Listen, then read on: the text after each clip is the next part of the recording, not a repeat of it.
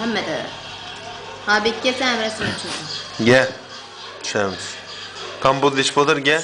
Aşure bir narsa üstüne koysanız olur mu? Sen çöre. Ne onun üstüne? Eğelim.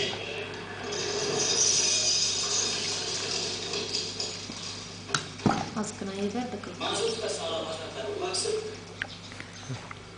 Aybek gel. Yemeğe oturup kompot içip otur. Azgana gel. Düşür hemen kameraya gel. Evet şuraya. Ben bilen düşünüyorsan.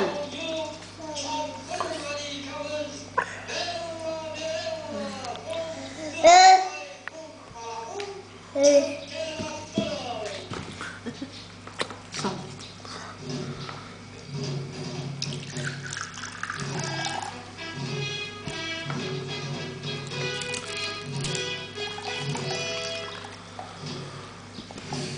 Aybek gel sen. Sette düşürecek misin onu? Mesela demez. 3 minut kaldı. Çellek ya. Yaxşı, hoş. Zor etmişler onda 25 minut sürer. Ahmet.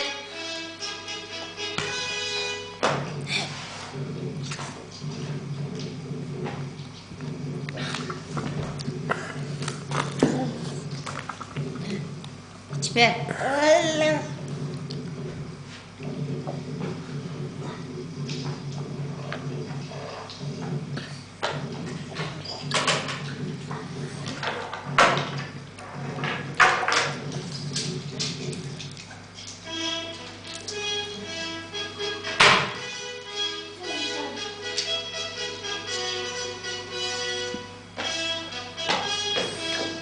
Otur bir çay. Tu nereye?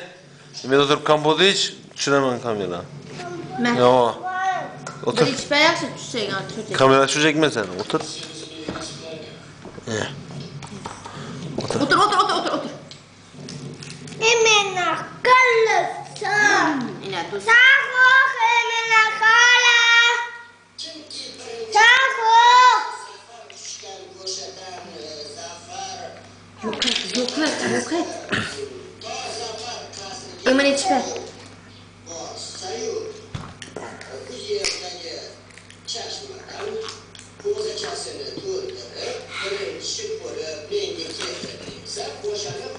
Oldu mu? Kanı.